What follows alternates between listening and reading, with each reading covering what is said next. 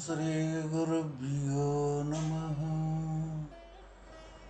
ॐ श्रीकृष्णपरब्रह्मणे नमः।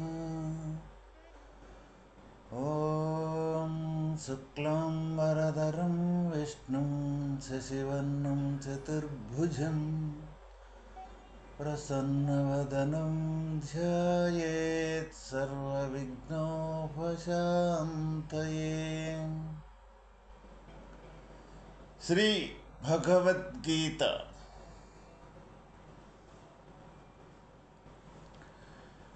భక్తి చేతనే భగవద్ దర్శనము భగవత్ ఐక్యము చేకూరగలదని ఇచ్చట చెప్పుట వలన అది సులభముగా నుండుట చేతను సర్వులకును అందుబాటులో కూడా నుండుట చేతను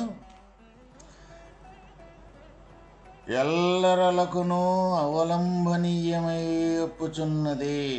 కావున జీవరాశుల ఎడల కరుణ కలిగి ఇట్టి సర్వజన సులభముగు మోక్ష సాధనమును భగవానుడిచట తెలిపిన వారేరి. దేవుని ఎవరు పొందగలరో చించుచున్నారు. మత్కర్మ కృన్మత్పరమో మద్భక్త సంగవర్జిత నిర్వైర సర్వభూతేషు యస్స మామేతి పాండవ.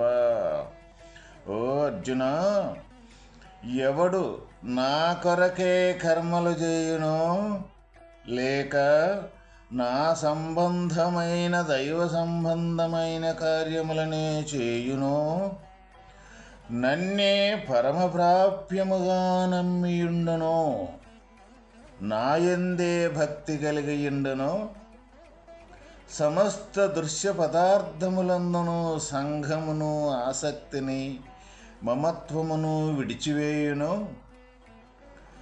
సమస్త ప్రాణులందును ద్వేషము లేకయుండును అట్టివాడు నన్ను పొందుచున్నాడు. భగవంతుని ఎవరు పొందగలరో ఇచ్చట చక్కగా వివరింపబడినది. 5 సద్గుణములను వచించి వానినెవడు కలిగియుండునో అతడు తప్పక భగవత్ సాయుధ్యమును వడయగలడని శ్రీకృష్ణ పరమాత్మ పేర్కొనిది. యహ అని చెప్పుట వలన ఎవడైనను సరియే ఇట్టి మహోన్నత గుణములను అవలంబించియుండినచో మోక్షభాగుడు కాగలడని స్పష్టము చేయబడినది. ఇచ్చట జాతి గాని మతము గాని కులము గాని ఎటువంటి విచక్షణ ఏమీయూ లేదు. దానికి కావలసిన యోగ్యతయే ప్రధానము. ప్రతి ఒక్కరము ఔషధము మందు ఎవరైతే తీసుకుంటూ ఉంటామో రోగమనేది నయమగును కదా. దానికి ఎటువంటి కూడా కులమత విచక్షణ అనేది ఏమీ ఉండదు. ఎవరికైనా సరే రోగం నయం కావాలి అంటే ఆ రోగానికి సంబంధించిన మందు ఔషధం ఏదైతే ఉందో ఆ మందుగాని తీసుకుంటే రోగం అనేది నయమవుద్ది. ఇంకొక ఉపమానం ఏంటిదంటే ప్రమిద, ఈ తైలము, ఒత్తి అంటే ప్రమిదలో నూనె గాని వేసి అందులో ఒత్తిని పెట్టి నిప్పు గాని వెలిగించినట్లయితే దీపము ఎవరికైనాను వెలుగును. అది ఫలానా జాతి మత కుల విచక్షణ అంటూ లేకుండా ఆ ప్రమిద తైలము ఒత్తి నిప్పు పెట్టి ఉన్నా ఎవరు వెలిగించినా కానీ ఆ దీపం అనేది ఏ విధంగా వెలుగుతూ ఉన్నదో అదేవిధంగా ఈ భగవద్గీత యందు ఎవరైనా ఈ 5 సద్గుణములు ఎవరైతే కలిగి ఉంటారో సమస్త ప్రాణులందును ద్వేషము లేక, దేని మీద సమస్త దృశ్య పదార్థములందును సంగము ఆసక్తి లేక, నా సంబంధమైన దైవ సంబంధమైన కార్యములనే చేయుట, నాయందే భక్తి కలిగి ఉండుట, ఇటువంటి ఈ సద్గుణములు ఎవరికైతే ఉంటాయో, ఎవరైతే ఇటువంటి గుణాలని సంపాదించి ఉండగలుగుతారో వాళ్ళు భగవంతుణ్ణి తప్పనిసరిగా పొందుచున్నారు. ఇట ఎలాంటి సంశయము లేదు అని ఇక్కడ మనకు భగవానుడు తెలియజేయుచున్నారు. ఇక్కడ దైవ సంబంధములకు పూజ ధ్యాన జపాదులను గావించువాడు, లేక ఏ కార్యము చేసినను భగవదర్పితముగా చేయువాడు, సత్కర్మలనే ఈశ్వరార్పణ బుద్ధితో ఆచరించువాడు, అట్టివాడు క్రమముగా చిత్తశుద్ధిని బడసి భగవత్కృపకు పాత్రుడై ఆత్మ విజ్ఞానమును బడసి మోక్షముందును. జీవితములో మనుజుడు తన దైనందిన కార్యములన్నింటినూ ఆచరించును, కానీ వానిని అన్నింటినీ భగవదర్పిత బుద్ధితో చేయుచో అవి దైవ పూజగా పరిణమించిపోవును. అత్తరి అవి సామాన్య కారణములుగా నుండక మోక్షహేతువులుగా మారిపోవును. మనం ప్రతి ఒక్కరము కూడా ప్రతి ఒక్క జీవితంలో వారి జీవితంలో ఎవరికి తోసిన కర్మలు వాళ్ళు తప్పనిసరిగా చేస్తూనే ఉంటాం. అయితే ఇక్కడ భగవంతుని యొక్క మార్గానికి సంబంధించిన కర్మ అని ఏ విధంగా చెబుతూ ఉన్నారు, లేకపోతే మన సొంత కర్మలు అని ఏ విధంగా ఇక్కడ రెండింటిని యొక్క ఆ చేసే పద్ధతిని విడమరిచారు అంటే, ఇక్కడ నేను అనే కర్తృత్వం ఏదైతే ఉందో, ఈ శరీరం మట్టికే నేను అనే భావన ఏదైతే ఉన్నదో అదే ఇక్కడ మన పాపకర్మలు అని ఇక్కడ మనకు తెలియజేయటం జరుగుతూ ఉంది.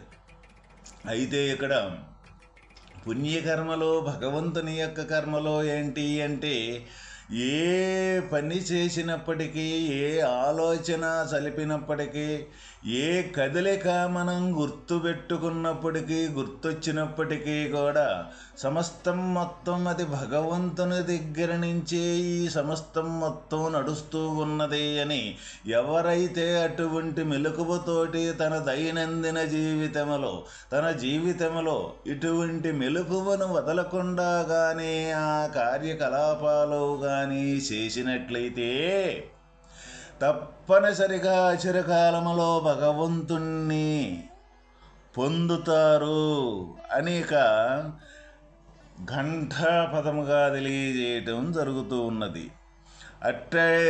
ఇప్పుడు అటువంటి కర్మలు ఎవరైతే చేయగలుగుతారో వాళ్ళ కర్మలో సామాన్య కారణములుగా నుండక అవి మోక్షానికి హేతువులుగా మారిపోతున్నవి.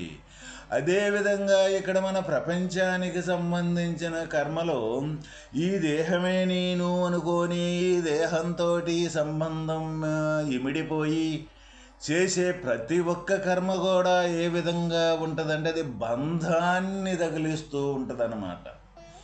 ఎక్కడికక్కడే అది నిజము అని మనకి దానితోటి బంధాన్ని ముడివేసి ఆ కర్మ చేయటం జరుగుతూ ఉంటుంది. ఈ భగవంతుని యొక్క కర్మలో భగవంతుని కోసమే చేసే కర్మలు ఏవైతే ఉండయో అవి ఎక్కడికక్కడే బంధాన్ని విడిపించేదానికి సంబంధించిన కర్మలుగా మారిపోతాయి. ఇక్కడ ఈ కర్మలో ఒకే కర్మ రెండు విధాలుగా చేసేదాని పద్ధతిని మనకు భగవానుడు సులువుగా తెలియజేయటం జరిగిందన్నమాట. అది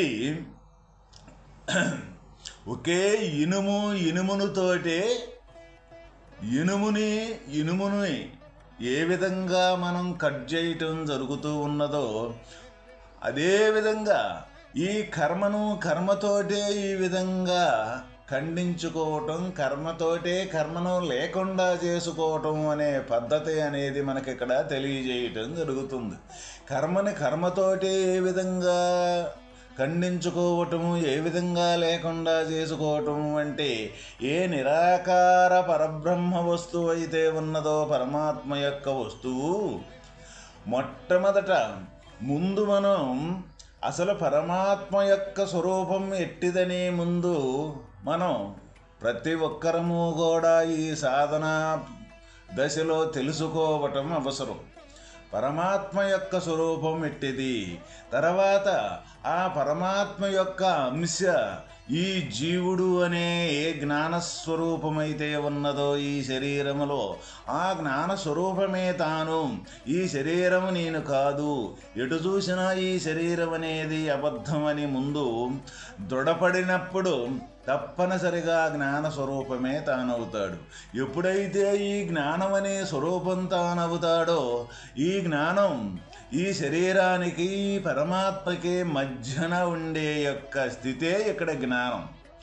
ఇటుగాని శరీరంలో గాని మిళితంగానే అయిందంటే ప్రపంచం మొత్తం తనకు తయారవుద్ది.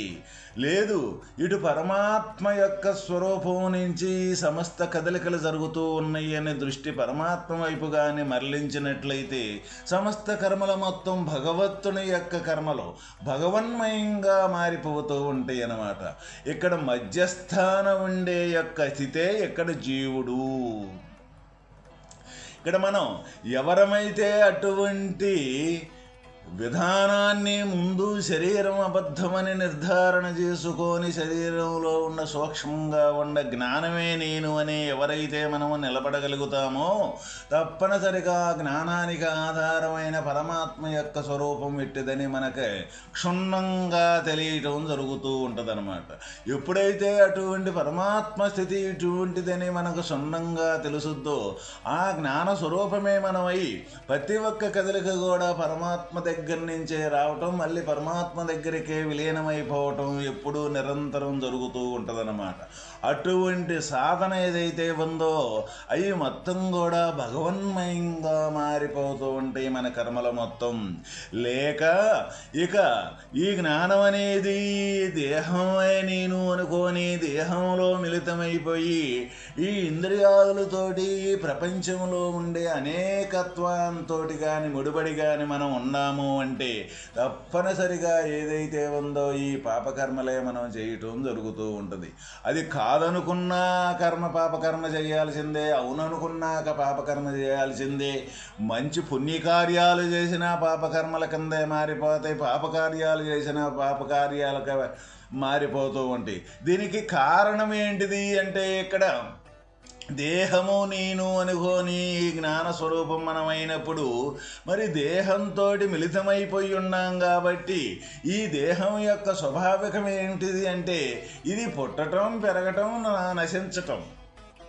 అందువల్ల ఇది పుట్టి పెరిగి నశించే స్వాభావికం కలది అయింది. అప్పుడే దేహము, అప్పుడు దేహంతో కూడుకున్న జ్ఞానంతో చేసే ప్రతి ఒక్క సంకల్పం, ప్రతి ఒక్క ఆలోచన, ప్రతి ఒక్క కర్మ కూడా పుట్టి పెరిగి నశించేదే అవుతూ ఉన్నది అన్నమాట. అయితే అందువల్ల ఈ పుట్టి పెరిగి నశించేదే నిజము నిజము నిజము అనుకుంటూ ఈ ప్రపంచంలో మన జీవన విధానం అనేది గడుపుతూ ఉన్నాం కాబట్టి మనం కూడా పుడుతున్నాం అనుకుంటున్నాం, పెరుగుతున్నాం అనుకుంటున్నాం, మరణించుతున్నాం అనుకుంటూ ఉన్నాం అన్నమాట. ఇది ఇక్కడ వాస్తవమైన మూల కారణం. అదే ఎప్పుడైతే పైకి కానీ మనకు చూసి మనకు ఆధారమైన జ్ఞానానికి ఆధారమైన ఏ ఆత్మస్వరూపం భగవంతుని యొక్క స్వరూపం కలిగి కానీ మనం చూడగలిగామంటే ఆ స్వరూపంలో నుంచే ఈ గుర్తెరిగే జ్ఞానంగా తయారవుతూ ఉంది అన్న విషయాన్ని కానీ మనం గమనించగలిగామంటే ప్రతి ఒక్కటి కూడా ఈ భగవంతుని యొక్క ఆధారంతో జరుగుతూ ఉన్నది అన్న విషయాన్ని ఎవరైతే అటువంటి భక్తితోటి, అటువంటి వినయ విధేయతలతోటి, అటువంటి సాధన, అటువంటి క్రియ కానీ ఎవరైతే జరుపుతూ ఉంటారో తప్పనిసరిగా ప్రతి ఒక్క కర్మ కూడా ఆ నిరాకారం యొక్క స్వరూపం, పరమాత్మ యొక్క స్వరూపం దగ్గర నుంచే ఈ కదలికలన్నీ జరుగుతూ ఉన్నాయని విషయాన్ని తనకు దృఢపడ్డప్పుడు ఏ నిరాకారంగా ఉన్న స్వరూపంలో నుంచి తమ సమస్త కర్మలు జరుగుతూ ఉంటే ఈ చేసే కర్మలన్నీ కూడా నిరాకారంగానే మారిపోతూ ఉంటాయి అన్నమాట. అప్పుడు ఏమీ చేసినోడు కానీ చేయబడింది కానీ ఏ కర్మ కూడా తనకి ఒక్కట కూడా శేషించి ఉండేదానికి ఆస్కారం లేదు. అది ఇక్కడ మనకు బంధము లేకుండా ఉండటము అనేది భగవానుడు మనకు తెలియజేసిన విషయం ఏమిటంటే, అది నువ్వు ఎప్పుడైనా సరే ఈ దేహంతో కూడుకొని చేసిన కర్మలు మొత్తం కూడా అవి మంచివైనా బంధంగానే ఉంటాయి, చెడ్డవి అయినా బంధంగానే ఉంటాయి. ఏదైనా సరే నిన్ను బంధాన్ని తగిలించుకొని ఉంటాయి అన్నమాట. ఎందుకు? శరీరం అనే యొక్క ఉనికి లేదు కాబట్టి, లేని శరీరమే ఉందనుకొని భావించావు కాబట్టి నువ్వు జ్ఞానస్వరూపానమే కానీ ఎటువంటి పరిస్థితుల్లో కూడా శరీరం దేహమే నేను, దేహం అనేది కాదు అన్న విషయం మనకు తెలియక ఈ జ్ఞానం నేను కాదు అనుకొని తెలుసుకొని జ్ఞానం శరీరంతో మిళితం అయిపోయి చేస్తూ ఉన్నాం కాబట్టి ప్రతి ఒక్కటి కూడా అది బంధకరంగానే మారిపోవటం జరుగుతూ ఉన్నది.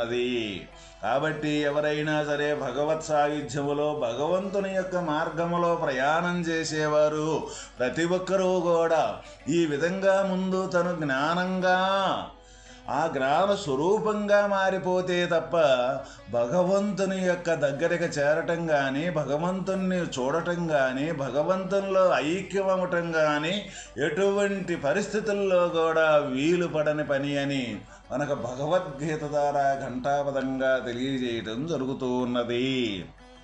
కాబట్టి ఎవరైనా సరే భగవంతున్నే పరమప్రాప్యముగా, భగవంతున్నే పరమలక్ష్యముగా తలంచి దైవతత్పరుడై ఉండువాడు సామాన్యముగా జనులలో పెక్కురు ప్రాపంచిక విషయములనే పరమగమ్యములుగా భావించి వాని కొరకే అహోరాత్రులు కృషి సలుపుచూనుందురు. భగవంతున్నే పరమప్రాప్యముగా పరమలక్ష్యముగా తలంచి దైవతత్పరుడై ఉండవలెను. ఇక అటువంటి ఏ భగవంతుని యొక్క సమస్తం కూడా భగవంతుని యొక్క ఆధారంతో జరుగుతూ ఉన్నదన్న విషయాన్ని ఒక్క క్షణం కూడా వదలకుండా ఎవరైతే ఉంటారో వాళ్ళే భగవత్ తత్పరుడై ఉండగలుగుతారు. అయితే సామాన్యముగా జనులలో ప్రాపంచిక విషయములపైనే, ప్రాపంచిక విషయాలే పరమగమ్యములుగా భావించి వాని కొరకే అహోరాత్రులు కృషి జలుపుచుందురు. కానీ దృశ్య పదార్థములన్నీ అసద్వస్తువులు, అయి నశ్వరములు కావున ఈ బంధ విముక్తిని కలిగింపజాలవు.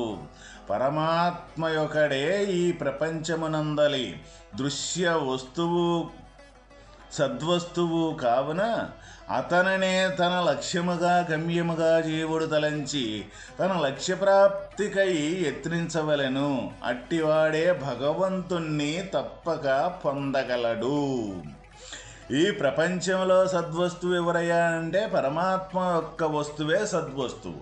పరమాత్మ తప్ప శాశ్వతమైన వస్తువు ఇంకొకటి ఈ భూమండలం మీద ఎక్కడా లేనే లేదు. అందువల్ల ఎవరైతే శాశ్వత వస్తువుని ఆశ్రయించి ఆ శాశ్వతమైన వస్తువే పరమగమ్యముగా నమ్మి ఆ వస్తువే సమస్తం మొత్తం ఉందని తను గమనించి ఇక ఆ వస్తువు తప్ప రెండవది లేదు అని ఎవరైతే పరమప్రాప్యముగా నిలబడగలుగుతారో వాళ్ళే తప్పకుండా భగవంతుణ్ణి పొందగలరు అని మనకిక్కడ తెలియజేయటం జరుగుతూ ఉన్నది.